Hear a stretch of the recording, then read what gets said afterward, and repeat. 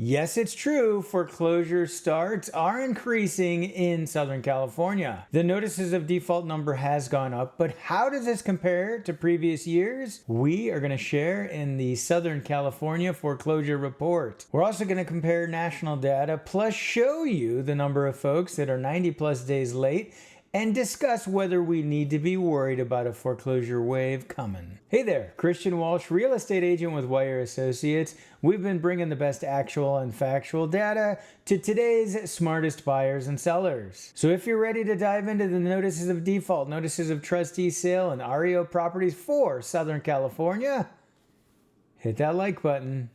And let's get started. Taking a look at Adam Data's U.S. historical foreclosure activity and rates chart, we can see all the way over to the side 2023. It is up if you compare it to years when we had a foreclosure moratorium, but it is not yet at pre-pandemic foreclosure levels when we look at national numbers, and nowhere near where it was during the big years of 08, 2009, 2010. You can see a dramatic difference where in 2010, there were 2.8, almost 2.9 million properties with a filing, and now we're looking at 357.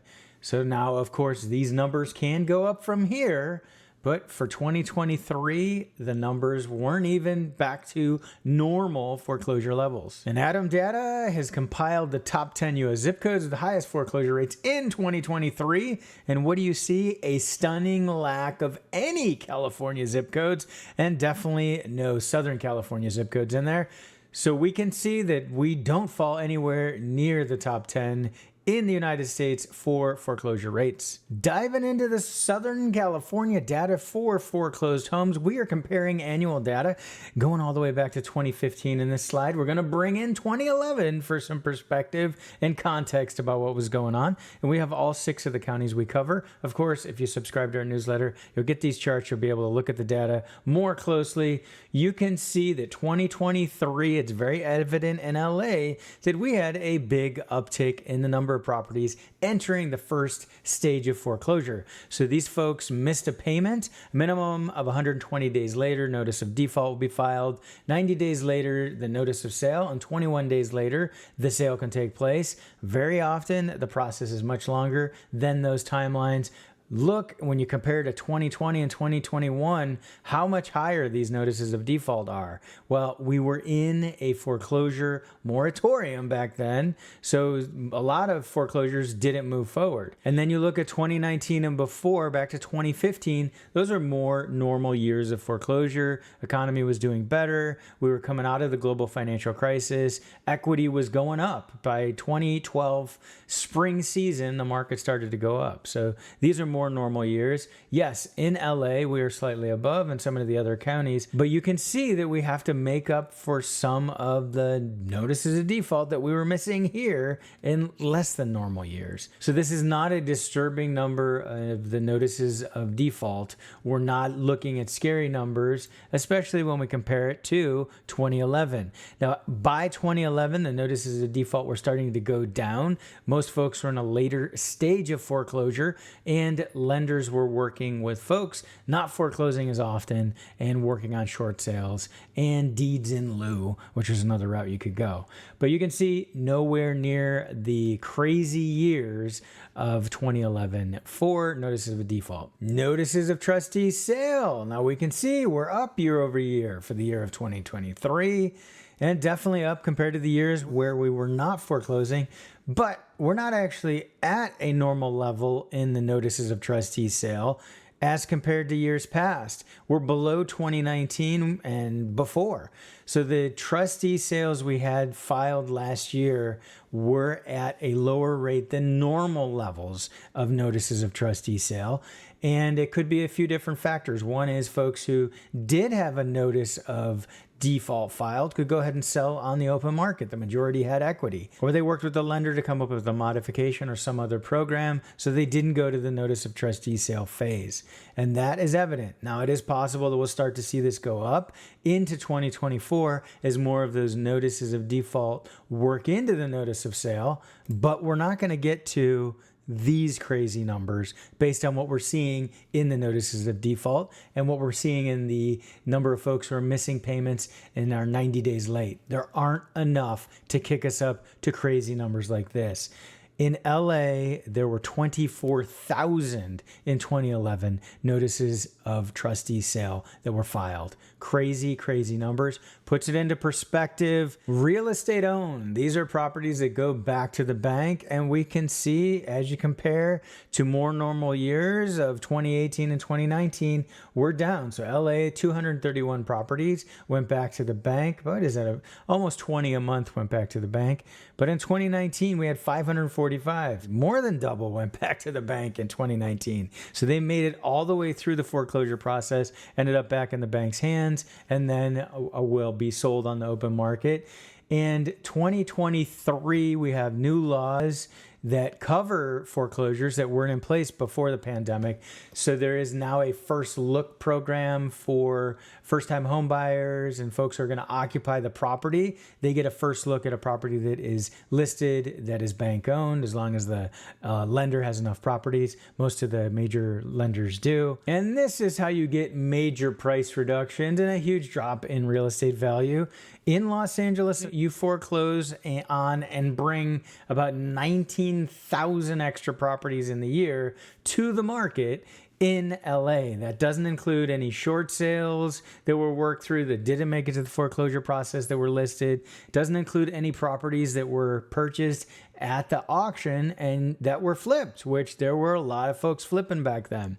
That shows you what you need in order to get crazy price drops. And we don't have that. When you look at the numbers in 2023 for foreclosures, a lot of them didn't make it to the foreclosure process. They sold with equity, bought by investors. There's a new process to buy, SB 1079. If you are a tenant or a prospective owner occupant, you can buy it after the foreclosure sale and it won't go back to the bank and be sold by the bank.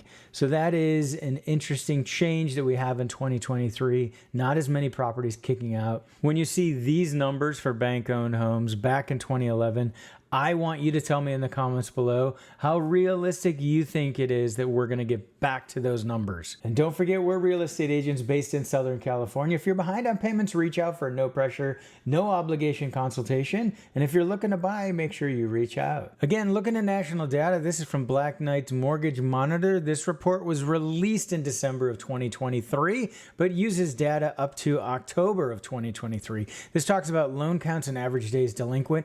I saw this misused on another channel that I like to refer to as a Crash Bro channel, talking about how foreclosures are going through the roof.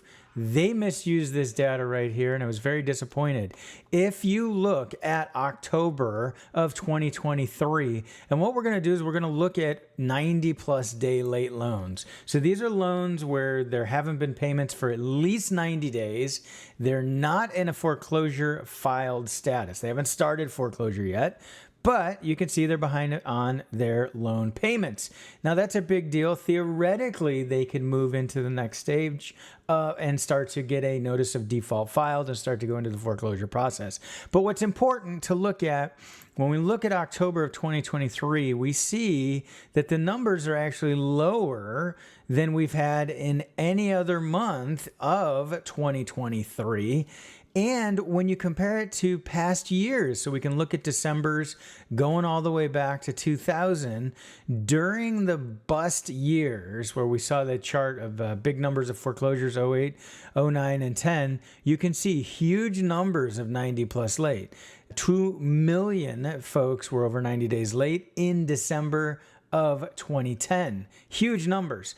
Now, what this Crash Bro was doing was saying, because this number is at 447, now he used a different month, but this is what he did. And what he said is we should be worried because that number is so close to a number back here before the global financial crisis. And what that means is that's where it's headed next. And he was completely ignoring the fact that during normal years, when we were going through a normal level of defaults, that we had much higher levels of folks who were 90 days late in the month of December.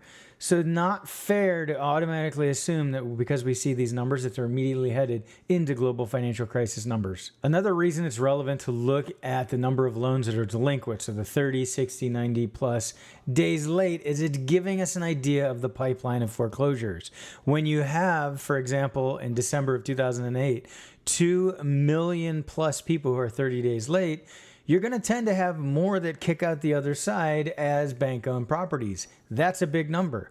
But when you have normal numbers or even below normal numbers of 30, 60, and 90 plus, that means we can't expect a big change in foreclosures because we don't have it in the pipeline to turn into a foreclosure. So don't forget that. This is also from the Mortgage Monitor by Black Knight, and what it shows is the number of properties that are 90 days plus past due or in foreclosure, but they have at least 20% equity.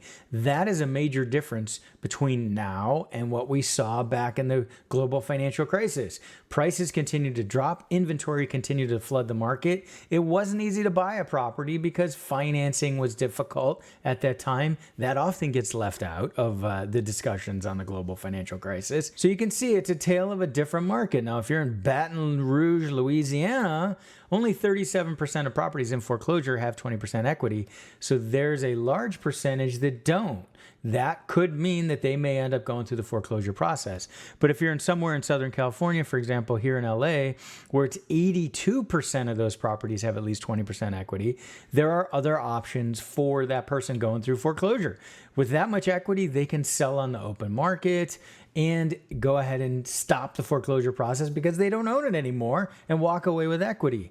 So that is a major difference as well. And it's important to point that out, that many properties have equity, not every area, but areas in SoCal are doing well when it comes to equity in homes that are in the foreclosure process or folks are behind. As you can see with the numbers, we're not seeing a big, huge uptick in the number of foreclosures in Southern California. We're getting to more normal numbers. This still provides opportunities for buyers who are looking to score a deal on a foreclosure, and we recommend that you sign up for a foreclosure.com account. We have a link below. You'll be able to track different property types there. And we also have a link so that you will be automatically updated when a short sale or foreclosure property is listed on the MLS. Did you know that you could potentially buy a foreclosure property just after the auction? Check out this video right here on California's SB 1079. Thanks for tuning in. This has been Christian Walsh, real estate agent with Wire Associates, and we can't wait to hear from you.